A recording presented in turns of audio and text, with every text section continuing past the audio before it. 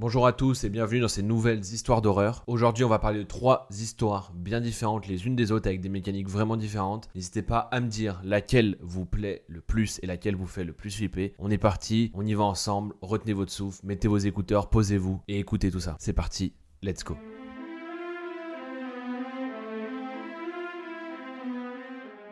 Donc cette histoire, c'est l'histoire de Tony qui explique que suite au Covid-19, etc., toute l'épidémie qu'on connaît tous, il a décidé cet été de partir en vacances. C'est une histoire qui est assez récente. Il explique que cette histoire, il la raconte parce qu'il dit qu'il faut vraiment se méfier de tout le monde et il veut montrer à tout le monde qu'il faut vraiment faire attention. Donc Tony, il explique qu'il part avec sa copine en région PACA et qu'il loue un appartement sur Airbnb, que c'était pas la première fois, donc ils étaient assez sereins. Donc ils vont louer un appartement en plein centre-ville et il précise que, je sais pas si vous savez, mais sur Airbnb, on peut voir normalement la photo du propriétaire. Et là, il y en avait pas. Mais bon, pas plus louche que ça, il se pose pas plus de questions, la personne a peut-être juste pas mis sa photo, il prend la location, tout se passe bien comme d'habitude. Et pour cette histoire, on appellera le propriétaire de cet appartement Paul. Donc tout le voyage vers la destination se passe bien, ils disent qu'ils arrivent un peu en avance, qu'ils ont rendez-vous à 18h, mais que tranquille, ils vont faire le tour de la ville, ils vont s'amuser, ils vont commencer leurs vacances en fait tout simplement. Et vers 17h50, ils se rendent à l'appartement, ils envoient un message à Paul qui leur dit qu'il sera là dans 10 minutes. Jusque là rien d'anormal, ils attendent devant la résidence. Pendant qu'ils attendent devant la résidence, Paul arrive dans sa voiture, leur demande si c'est eux qui ont loué l'appartement, ils répondent oui, il demande si c'est bien Paul, le mec répond oui, il était bien habillé, rien à signaler, voilà, il est bien sur lui, pas de problème. Ils rentrent dans la résidence, ils passent devant le parking, et l'appartement était au 3e étage avec ascenseur. Là, Tony, il fait un premier constat. Il se rend compte que l'appartement, il ressemble pas vraiment aux photos, mais bon, rien d'anormal non plus. Il se dit qu'il aurait pu modifier la décoration, mais il y a quand même une chose qui lui donne l'impression qu'il loue pas vraiment l'appartement et que c'est assez bizarre. Déjà, il y avait de la vaisselle qui était entreposée sur l'évier, comme si quelqu'un vivait toujours là, et en plus, il y avait encore des miettes sur la table. Tony, il s'inquiétera pas plus que ça, puisqu'il va se dire que Paul habite dans l'appartement et que de temps en temps, il le loue. Et Tony dit qu'il s'en fout totalement, en fait, que l'appartement soit clean. Ce qu'il voulait, lui, c'est profiter de ses vacances. C'était pas, voilà, se faire chier à faire le ménage, etc.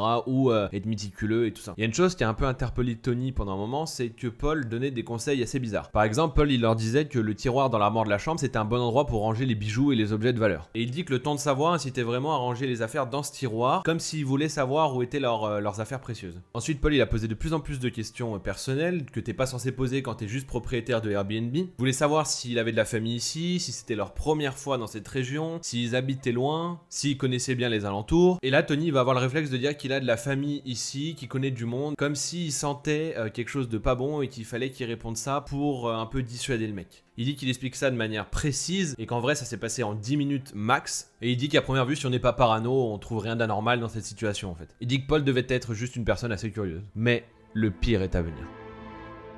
Donc la visite est sur le point de se terminer, Paul va leur laisser les clés, mais Tony il a envie de pisser, donc il va au chiottes. Et juste après avoir pissé, il se lave les mains.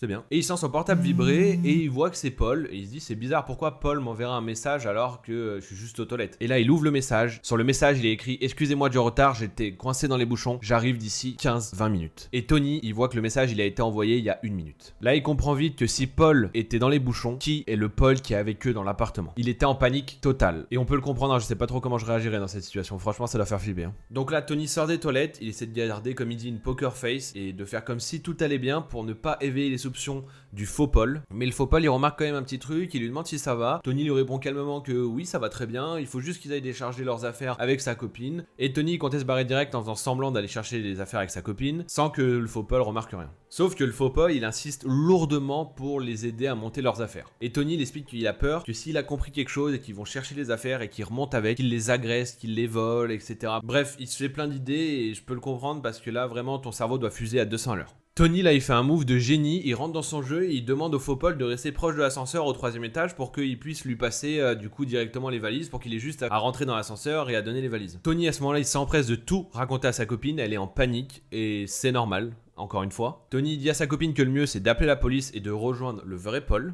Sa copine appelle la police pendant que lui il appelle le vrai Paul. La police leur dit qu'ils seront là d'ici 10 minutes. Pendant ce temps, Tony et sa copine ils vont prendre la voiture et ils vont se mettre dans la rue opposée à la résidence au cas où le faux Paul viendrait les chercher. Quelques minutes plus tard, le vrai Paul envoie un message à Tony pour leur dire qu'il est arrivé. Tony et sa copine ils le rejoignent et là tout de suite ils sont rassurés. Le mec inspire confiance, enfin on sent que c'est vraiment lui quoi, comme si l'instinct leur disait que là c'est le vrai Paul. En 2 minutes Tony lui explique toute l'histoire, il lui décrit la personne etc.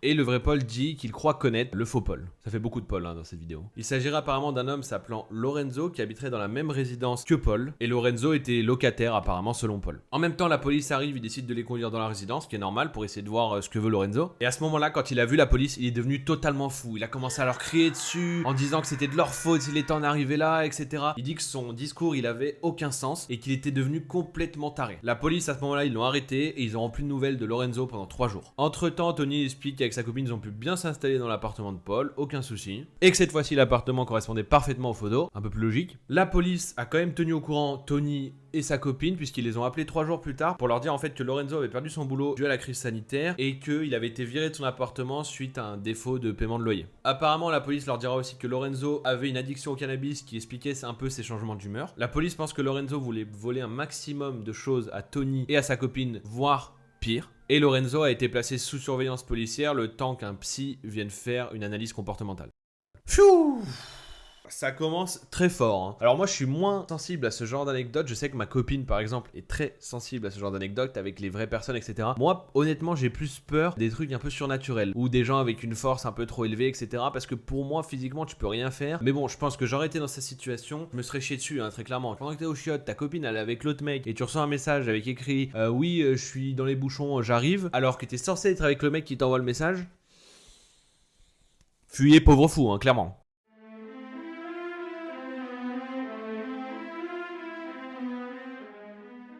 À présent, on va passer à une seconde histoire, et celle-ci, c'est l'histoire de Anna. Anna, elle explique que cette histoire, elle s'est passée il y a quelques années, en 2012, et qu'à ce moment-là, elle était étudiante, et qu'elle bossait dans une maison en tant que surveillante pour les enfants à caractère social. En gros, un foyer, quoi. Elle explique que cette association, elle a autour de la ville plusieurs maisons qui accueillent des enfants de 3 à 18 ans. En gros, dans ces maisons, elle garde des jeunes qui sont placés par décision judiciaire, parce qu'ils ont une histoire de famille souvent compliquée. Il faut une surveillance constante vu que c'est des enfants. Donc la journée, l'équipe éducative, c'est elle qui s'occupe des maisons, et la nuit, c'est les surveillants de nuit, donc Anna. Elle explique qu'elle remplace un de ses collègues qui est en arrêt pendant 3 jours sur ces nuits-là. Elle explique que cette maison, elle a une particularité contrairement aux autres, c'est que c'est 2 maisons en une seule. C'est-à-dire que les 2 bâtiments sont reliés, et du coup, tu as 2 maisons différentes dans une seule structure. Mais elle explique que malgré que ce soit qu'une seule maison en une, il y a quand même 2 surveillants chaque nuit, un pour chaque maison. Anna arrive tranquillement à 22h pour commencer sa nuit, elle va à l'étage, c'est la pièce qui est réservée aux surveillants, et elle fait ses transmissions avec l'équipe éducative, pour savoir ce qui s'est passé un peu pendant la journée, etc. Pour savoir s'il y a des choses aussi importantes à signaler, telles que des malades, des conflits, ou qui pourraient perturber la nuit. Là, ce soir, rien du tout, les enfants sont couchés, tout va bien. À 22h15, sa collègue, qui est l'autre surveillante de l'autre maison, n'arrive toujours pas. L'équipe éducative attend que cette collègue arrive pour pouvoir partir. Donc l'équipe éducative attend, Anna attend, et à 22h35, ils ont un appel de leur supérieur qui leur dit que l'autre surveillante qui devait travailler avec elle ne sera pas là ce soir car elle a eu un problème et qu'ils ont personne pour la remplacer. Les éducateurs partent, elle se retrouve toute seule pour 2 maisons, elle dit qu'il n'y a pas de souci, que c'est déjà arrivé donc elle n'est pas plus inquiète que ça. Et elle s'installe pour la nuit pour surveiller 19 petits. Elle dit qu'un truc qu'il faut savoir, c'est qu'ils font des rondes régulières toutes les heures et qu'ils aident un peu aux tâches ménagères de l'équipe éducative pour les avancer un peu pour le lendemain, qu'ils préparent le petit-déj, etc. Voilà, ça c'est un peu tout le travail que fait Anna en tant que surveillante. Donc comme elle a précisé plus tôt, là c'est 2 maisons jumelées, donc normalement, comme les 2 surveillants sont en haut, ils descendent à tour de rôle. Mais il faut toujours qu'il y ait quelqu'un en haut pour assurer une surveillance constante parce que c'est quand même des enfants et qu'ils peuvent pas laisser les enfants au cas où tout seuls, même une minute, on sait jamais. À cette époque, comme elle était étudiante, elle explique que tranquillement, la nuit, quand elle avait rien à faire, elle bossait ses cours et elle dit que ça l'empêchait de dormir aussi puisque c'est interdit de dormir évidemment. Donc elle dit 23h RAS, minuit RAS, 1h RAS, 2h RAS. À 2h30, elle explique que comme elle est seule sur la maison, elle va pas faire l'entretien de la pièce de vie, sinon elle sera trop longtemps absente de l'étage. Donc elle vide juste le lave-vaisselle et elle remonte. 3h toujours rien, RAS. À 3h30 cette fois, elle entend des bruits contre la porte d'en bas comme si quelqu'un essayait de rentrer. Elle ouvre la fenêtre de l'étage, elle regarde en bas, elle voit personne. Par contre, elle entend des bruits de pas. Elle dit qu'elle est pas téméraire et comme il y a 19 enfants à garder, elle veut pas descendre. Elle ouvre de nouveau la fenêtre, cette fois elle entend des gens parler mais elle arrive pas à distinguer ce qu'ils disent. Elle dit que les maisons ont des portes qui séparent les escaliers de l'étage et qu'elle prend le risque de fermer ces portes-là même si ce sont les 2 seules issues de secours. À l'instant où elle met le deuxième coup de clé pour fermer la porte, elle entend un bruit de verre brisé et un très gros cri. À ce moment-là, elle se dit « Eh merde, qu'est-ce qui se passe ?» Elle court dans la salle de veille, elle appelle la police. Pendant qu'elle est en conversation avec la police, quelqu'un crie dans l'escalier et tambourine à la porte. Elle distingue 2 voix, une femme et un homme qui crient et qui la menacent. Tout en restant au téléphone avec la police, elle ferme les chambres des enfants en espérant qu'ils ne se réveilleront pas. Elle dit aux intrus qu'elle a appelé la police et qu'ils arrivent. Elle dit qu'au même moment, 3 petits qui dorment à côté de la porte se réveillent et du coup sont apeurés. Elle essaye de les calmer tout en étant en communication avec la police et pendant ce temps, les 2 intrus deviennent de plus en plus violents et de plus en plus menaçants et maintenant ils essaient de casser la poignée de la porte. Elle dit qu'elle a pas le choix au vu de la fragilité de la porte, elle réveille tous les enfants, elle les emmène avec elle dans la salle de veille et elle ferme la porte à clé. Après avoir fermé la porte à clé, elle met une chaise sous la poignée, vous savez un peu comme dans les films. Mais la porte qui donne sur la seconde maison, elle la ferme pas parce qu'elle veut pas pas isoler ses enfants qui dorment toujours. Elle dit que comme les intrus ils ont pas essayé de pénétrer par l'autre côté, elle décide de pas réveiller les autres enfants et de les laisser dormir le plus longtemps possible. Tout en continuant de calmer les enfants, elle appelle son chef d'astreinte avec le téléphone d'urgence pendant qu'avec l'autre téléphone elle est toujours au téléphone avec la police. Là, d'un coup, elle entend un énorme boom. Ils viennent de péter la porte, ils sont dans le couloir où il y a les chambres. Après de longues minutes, les enfants de l'autre maison les ont rejoints parce qu'ils se sont réveillés aussi. Anna, elle dit qu'elle suit les instructions de l'opératrice qui lui dit que la police sera là dans quelques secondes. Elle dit qu'elle essaie vraiment de calmer les enfants mais que c'est très compliqué. Cela dit, ils comprennent très bien qu'il faut pas faire trop de bruit et ils se sont blottis les uns contre les autres. Les intrus continuent de tambouriner à la porte et à hurler et les enfants ont de plus en plus peur. À ce moment-là, ils entendent enfin les sirènes de la police qui est arrivée. L'opératrice se met en relation avec l'un des policiers sur place. Il demande de quel côté est l'intrus et s'il y a bien pas d'enfants de ce côté-là. Cette fois, elle dit que presque tous les enfants sont réveillés. Elle dit qu'il y a un capharnaüm, jamais entendu ce mot, mais bon, on va l'utiliser, c'est stylé. Donc elle dit qu'il y a un capharnaüm assourdissant, que tous les enfants sont avec elle dans la pièce et qu'ils sont tous collés les uns aux autres, que ça arrête pas de pleurer dans tous les sens et qu'il est dur de distinguer ce qui se passe dehors entre la police et les intrus. Elle dit qu'au bout de très longues minutes de bruit violent et de cris, dans le couloir, un silence s'installe.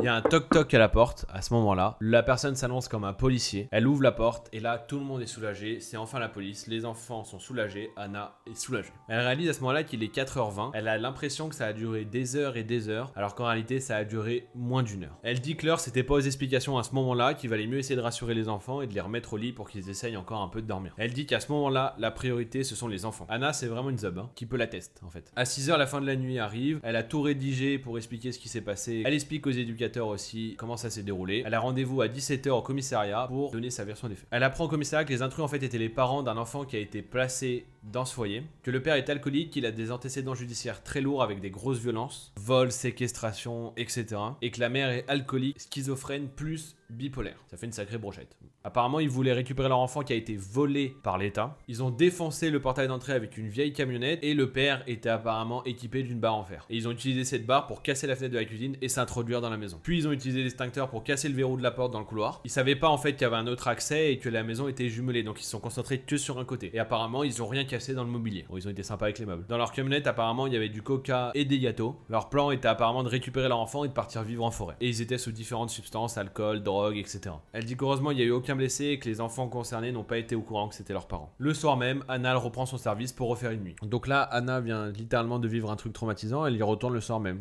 Je vous dis, qui peut la tester. Franchement, honnêtement, GG.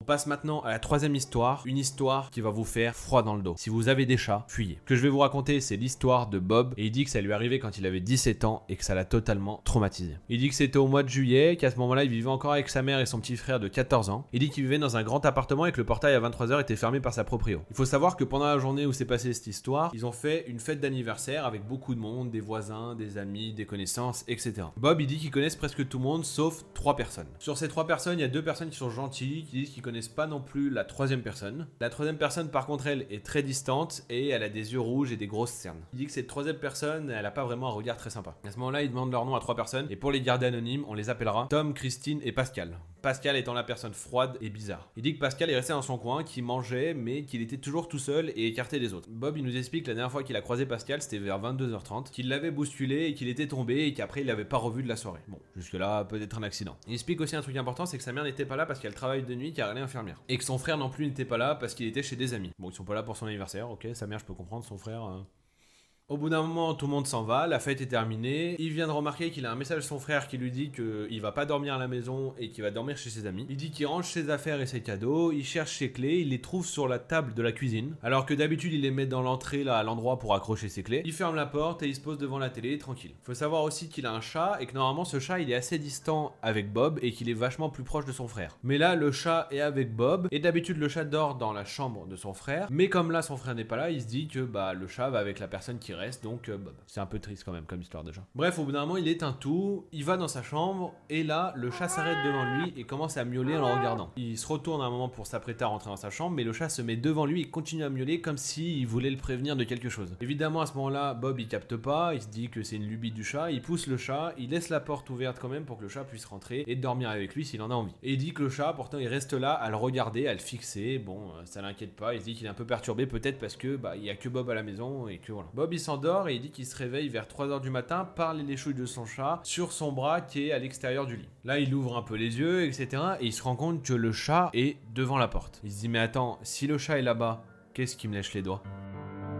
Bob, à ce moment-là, il fait comme si de rien n'était. Il se lève pour aller aux toilettes, pour se débarbouiller, et il prend aussi son téléphone. Il dit un peu d'une voix gaga pour pas éveiller les soupçons. Tu veux manger le petit chat? Tu veux manger? Comme on fait tous avec nos animaux quand on est totalement gaga. Ensuite, il se cache, il appelle la police, il appelle aussi son voisin qui est gendarme, et il appelle sa mère. Mais pendant ce temps, la porte de son appartement est toujours fermée à double tour. À ce moment-là, Bob, il tape un sprint jusqu'à sa porte d'entrée. En sortant de sa salle de bain, il court, il court, il court. Au même moment, son voisin gendarme frappe à la porte, il lui ouvre le plus vite possible. Et juste derrière le gendarme, qui est son voisin, les policiers arrivent. Il explique qu'en fait, quand il est sorti de sa salle de bain, il a entendu un bruit venant de sa chambre et qu'il s'est chié dessus. Le mec qui était en réalité dans sa maison, c'était Pascal, qui lui avait volé ses clés au moment où il l'avait bousculé. Il s'est fait arrêter avec un couteau à la main et attendait Bob en attendant qu'il revienne de la salle de bain, car il savait qu'il était grillé. Plusieurs jours passent et Bob apprendra que Pascal est recherché pour vol, agression, meurtre et viol. Depuis ce jour, Bob il explique qu'il ne fait plus de grandes fêtes, à part des petites par-ci par-là à l'intérieur de son appartement. Il finira par cette phrase: faites bien attention et soyez toujours attentifs à qui vous invitez. Il vaut mieux connaître tout le monde que seulement la moitié. Fouh, celle-ci, je vous dis, elle est tendue, hein, elle est tendue, parce que vraiment, ça fait flipper. On peut se dire que Bob, il serait retourné dans sa chambre, bah il serait pas là pour nous raconter l'histoire en fait. Donc merci Bob d'avoir appelé la police et d'avoir chassé jusqu'à ta porte, d'avoir pris la bonne décision. Comme ça, nous, on a une histoire croustillante à raconter sur internet. Et puis voilà, je pense que les gens sont contents, hein. Vous êtes contents, hein? Bah, si vous êtes contents, abonnez-vous. C'est déjà la fin de ces histoires d'horreur. J'espère vraiment qu'elles vous ont plu. Des mécaniques vraiment différentes, donc je sais que la dernière est un peu plus connue, surtout que Carlito, là, dans une vidéo, il en avait parlé un peu de la même histoire. Pas exactement la même, mais à peu près la même histoire. Mais je la trouvais vraiment intéressante. Et pour moi, c'est limite celle qui me fait le plus flipper. Parce que imaginez, vous êtes au bord de votre lit, vous dormez, vous êtes réveillé par des chouilles, vous ouvrez vos yeux, vous voyez votre chat, il est là-bas, vous vous faites lécher par quoi là? Merci beaucoup d'être de plus en plus nombreux. N'hésitez pas à vous abonner à la chaîne, à me suivre sur Twitch et sur tous mes réseaux pour être au courant des prochaines vidéos, des prochains lives, à venir discuter avec moi sur Twitch encore une fois. Je vous souhaite une très bonne continuation et je vous dis à la semaine prochaine pour une nouvelle vidéo. Salut les frérots, bisous, ciao!